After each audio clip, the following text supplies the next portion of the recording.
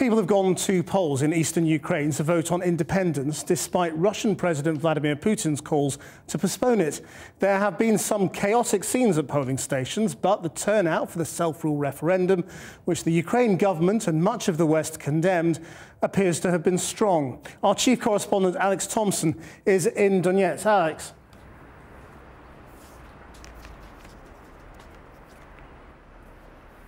Yes, in defiance of Moscow, in defiance of Kiev, the separatist voters of the east of the Ukraine have gone to the polls. Great defiance and an easy story to tell on the streets. The passion, the people who want to sever their links with Kiev. Much more difficult story to tell, but it might be of even greater significance, perhaps, is all those numbers who stayed away, the people who want no part of it. That's much more difficult to assess.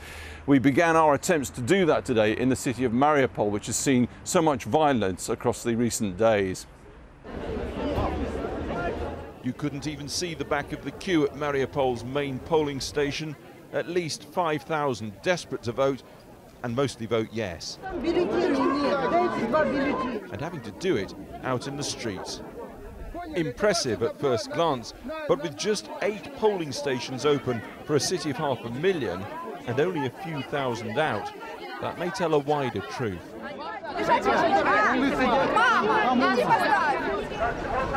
Across town, another long queue. We're desperate, they told us, to free our city from Kiev's fascists. Ukraine has given us nothing but fascism and Nazism for 23 years. We don't want any extreme right-wing people coming into our region and provoking us.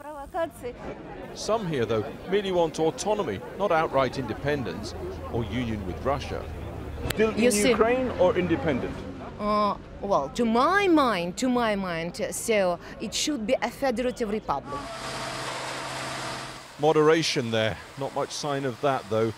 The city's military barracks ablaze overnight. Still smouldering this afternoon, and they were looting everything right down to the window glass and frames. Discarded uniforms and the insignia of Kiev's ousted police, who took their weapons and ammo, but little more. In their place, a new civilian security service. And set up by the bosses of this, the city's vast steelworks, and a potent symbol of the economic powerhouse now being fought over here between the separatists and Kiev. And in the regional capital Donetsk today, fighting was what the election commissioner wanted to talk about. We have to say that at present we are in a state of war with Ukraine. Polling stations here not exactly overwhelmed, and sometimes there were armed men here too, an unhealthy mix with a supposed exercise in democracy. It's anything but a secret ballot, but that doesn't matter. Everybody's voting one way. You vote there, and then please, come and vote. Some ballot boxes even bore the badge of the self-declared separatist republic. Others, just the colours. There was Yara, the separatist Labrador, and, some irony this, a Union Jack-wearing separatist equipped with new-style passport cover.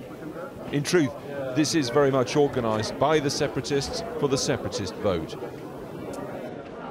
Britain today called it illegitimate. Kiev, of course, agreed. I would like to underline one more time, it's not a referendum. It is a desultory attempt by terrorists, bandits and killers to cover their activity by having citizens vote in Luhansk and Donetsk. But Kiev now has a big problem, and it's this: where the inevitable large yes vote in the east will take those who believe they will have to fight for what they want, not talk about it. So I have to tell you, therefore, the prognosis that we see around these two regions in the east of Ukraine, hardly optimistic tonight. Everything points to an increasing spiral of violence. To underline that, just this evening, we have reports of at least one person killed and another person injured. That was in a town where Ukrainian forces, loyal to the authorities in Kiev, had come in to try and stop the poll, stop the referendum from happening. We keep seeing these outbreaks of violence, and they do seem to be getting more and more common and more concerted. Back to you in London. Thanks, Alex.